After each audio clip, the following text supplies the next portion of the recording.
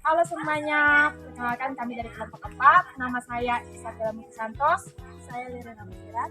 Saya Regina Heleni Lamu. Saya Fibrian Haki. Baik, tujuan kami membuat video ini untuk memenuhi nilai UAS mata kuliah praktikum pertumbuhan dan perkembangan tumbuhan. Pada praktikum yang kami lakukan, kami melakukan pengamatan pada tanaman monokotil dan juga dikotil. Tanaman monokotil yang kami gunakan yaitu bayam atau Amaranthus viridis dan juga dikotil yaitu kacang hijau atau Vigna radiata. Pada video ini kami akan menjelaskan proses pertumbuhan dan perkembangan tumbuhan dan juga jaringan yang ada di dalam. Selamat menyaksikan. Halo semuanya, di sini saya akan memaparkan identifikasi dari tanaman monokotil dan dikotil yang kami amati. Tanaman monokotil sendiri yang kami amati yaitu bayam dan juga tanaman dikotil yaitu kacang hijau. Klasifikasi sendiri dari tanaman bayam yaitu Kingdom Plantae, divisi Magnoleptita, kelas Magnoliopsida, ordo Caryophyllales, famili Amaranthaceae, genus Amaranthus, dan spesies Amaranthus viridis.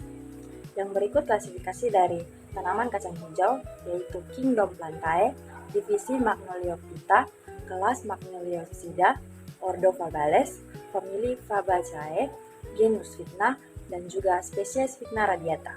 Di sini saya akan menjelaskan tentang deskripsi tanaman. Yang pertama itu, di sini saya akan menjelaskan tentang deskripsi tanaman bayam atau Amaranthus sp. Tanaman bayam merupakan tumbuhan hebas musim yang tumbuh cepat dan banyak dibudidayakan sebagai sayuran daun. Bayam termasuk famili Amaranthaceae dan dikenal toleran terhadap kondisi lingkungan yang kering serta panas. Ciri morfologi bayam terdapat akar, daun, bunga, dan batang. Yang pertama itu ada akar. Termasuk ini ada sistem akar tunggang dengan persimpangan akar lateral yang cukup banyak, namun mampu menembus tanah cukup dalam sehingga mendukung toleransi kekeringan. Yang kedua itu ada batang. Batang bayam tegak, lunak, berair, dan tidak berkayu. Warna batang bervariasi dari hijau hingga kemerahan tergantung kultivar. Yang berikut itu ada daun. Daun tunggal letak berseling bentuk lonjong, ujung runcing dan tepi rata, permukaan dan halus tanpa trikumi mencolok dan berwarna hijau atau kemerahan. Yang berikut yang kedua saya menjelaskan tentang deskripsi tanaman kacang hijau atau Vigna radiata. Kacang hijau adalah tanaman hebas musim yang dibudidayakan untuk bijinya sebagai sumber protein nabati. Tanaman ini termasuk famili Fabaceae yang umumnya bersimbiosis dengan bakteri penambah nitrogen. Ciri morfologi kacang hijau yang pertama itu ada akar. Sistem akarnya itu termasuk akar tunggang yang kuat dengan nodul akar atau bitil akar yang ditempati bakteri Rhizobium berperan dalam fiksasi nitrogen. Yang berikut itu ada batang. Batang berbentuk bulat, agak keras dibanding bayam, berwarna hijau dan bercabang bayam, tumbuh tegak atau agak merambat tergantung varietas. Yang berikut itu ada daun. Dia memiliki daun menjemuk, trifoliate atau tersusun dari 3 anak daun. Bentuk anak daun umumnya oval sampai lancet dengan ujung meruncing. Nah, berikut akan saya paparkan tabel data pengukuran dari tanaman bayam dan tanaman kacang hijau. Pada tanaman bayam sendiri, kami melakukan pengamatan sampai hari ke-7. Mengapa sampai hari ke-7? Karena tanaman kami telah layu dan mati. Hal ini disebabkan oleh beberapa faktor, diantaranya dimakan hama dan juga kondisi lingkungan yang tidak memadai.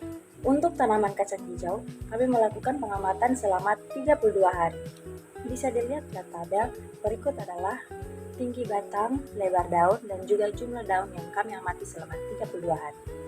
Baik, saya akan menjelaskan laju pertumbuhan dari sisi fisiologinya. Yang pertama pada kacang hijau. Kacang hijau merupakan tanaman C3 yang pertumbuhan awal cepat karena energi dari kotiledon. Untuk laju pertumbuhan sedang setelah fase awal. Untuk fotosintesis pada tanaman C3 ini, efisiensi sedang, pertumbuhan tidak secepat C4. Untuk akarnya yang merupakan akar tunggang kuat, biomasa lebih banyak ke batang dan akar. Selanjutnya pada bayam merupakan tanaman C4. Untuk laju pertumbuhan sangat cepat karena fotosintesis C4 yang lebih efisien. Produksi daun tinggi sehingga biomasa meningkat lebih cepat. Untuk akar serabut luas mendukung penyerapan nutrisi. Umumnya lebih cepat dipanen daripada kacang hijau. Yang pada intinya bayam tumbuh lebih cepat dari sisi fisiologi karena memiliki fotosintesis C4 dan pembentukan daun yang intensif. Sedangkan pada kacang hijau tanaman C3 tumbuh sedang dan melambat saat masuk fase generatif. Baik, di sini saya akan menjelaskan tentang keterkaitan fungsi tanaman dengan pertumbuhan akar, batang, daun pada tanaman kacang hijau dan juga tanaman bayam. Jadi pada tanaman bayam dan juga kacang hijau itu akarnya itu memiliki fungsi yang sama, yaitu menyerap air dan juga hara, zat hara. Sedangkan batang itu dia berfungsi untuk menopang serta menyalurkan zat makanan. Sedangkan daun itu dia berfungsi untuk tempat fotosintesis.